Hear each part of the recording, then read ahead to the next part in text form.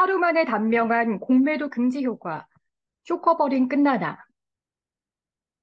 공매도 전면 금지 조치가 시행되자 전례 없이 급등했던 주식시장이 하루 만에 7일 2% 이상 하락하면서 공매도 금지 효과가 단명했다는 반응이 나옵니다.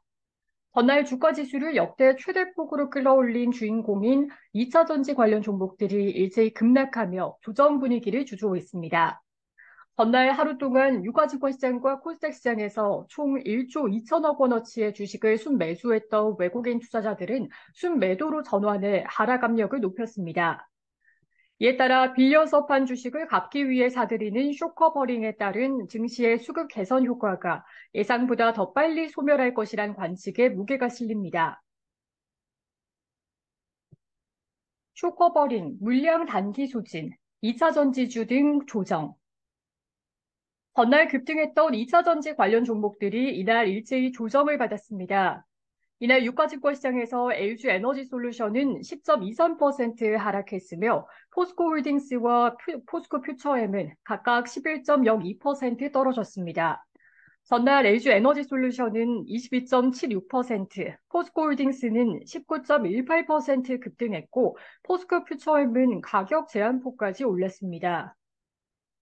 코스닥 시장에서 전날 상한가를 기록했던 에코프로는 치열한 매매 공방 끝에 홀로 3.74% 올랐으나 함께 상반가를 기록했던 에코프로비엠은 4.85% 내렸습니다. 이런 가운데 코스피는 전날 역대 최대를 기록했던 오름폭의 절반가량을 반납하고 58.41포인트, 2.33% 내린 2444.96으로 거래를 마쳤습니다. 코스닥은 15.08포인트, 1.8% 하락한 824.37을 기록했습니다.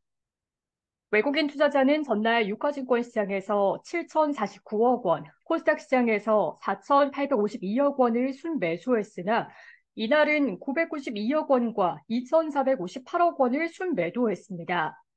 기관도 각각 3,930억 원과 2,215억 원을 순매도하며 하락 분위기에 가세했습니다.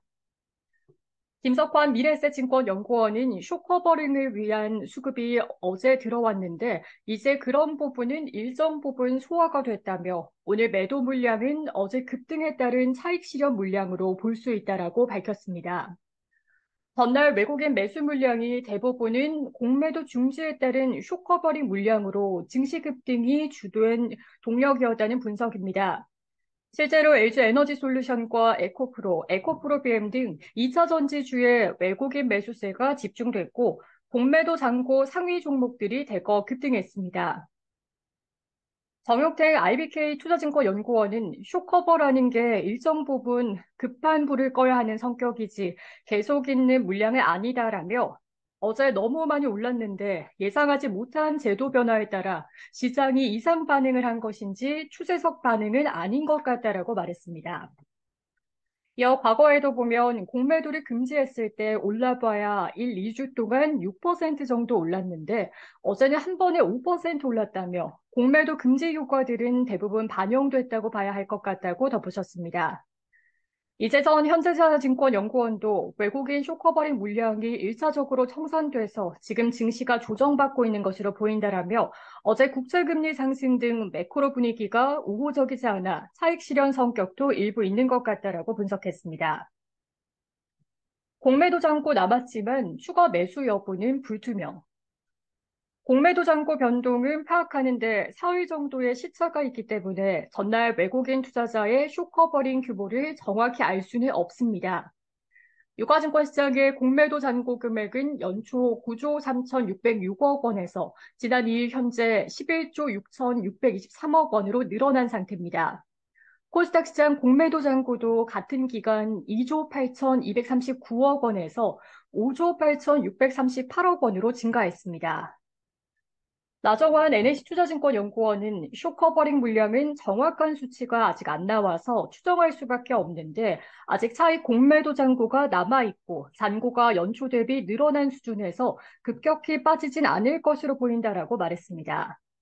따라서 앞으로 쇼커버링 매수세가 추가로 유입될 가능성은 있다는 것입니다. 그러나 공매도가 금지되더라도 공매도 잔고를 한꺼번에 청산할 필요는 없기 때문에 추가 매수 여부는 향후 주가 움직임과 증시 전망에 따라 좌우될 것으로 보입니다. 정명지 삼성증권 연구원은 공매도 포지션을 가지고 있는 사람은 주가가 급등할 것 같으면 주식을 되사야겠지만 어제 하루 만에 급등장이 끝난 거로 보는 입장이라면서 주식 빌린 거에 대한 이자를 감내하더라도 버틸 것이라며 공매도가 금지됐으니까 공매도 잔고가 다 풀려야 된다는 생각은 착각이라고 지적했습니다. 전문가들은 향후 장세는 펀더먼털이 좌우, 공매도 금지에 따른 수급 개선 효과는 오래 지속하기 어렵고 향후 장세는 결국 펀더멘털에 의해 결정될 것이란 관측이 많습니다. 김석환 연구원은 정부 공매도 금지로 인한 수급 효과는 단기적이기 때문에 기업의 펀더멘털에 대한 부분을 진지하게 고민해야 한다며 외국인이나 기관의 현물 매도가 계속되면 주가는 제자리로 돌아갈 가능성이 있다고 전망했습니다.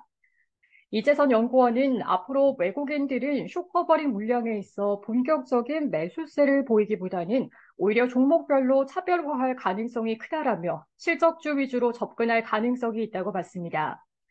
정명지 연구원은 논의의 초점을 너무 공매도에 맞추다 보니 과잉 해석하는 측면이 있다. 장기 금리 급락으로 미국 등 글로벌 증시가 모두 오름세인데 우리나라는 공매도 금지로 인해 오름폭이 더 커진 것으로 봐야 한다며 어제 쇼커버링 효과로 너무 많이 올라서 오늘은 어제 급등한 것을 되돌렸지만 증시의 상승 방향성에 대해선 의문을 가질 필요가 없을 것 같다라고 말했습니다.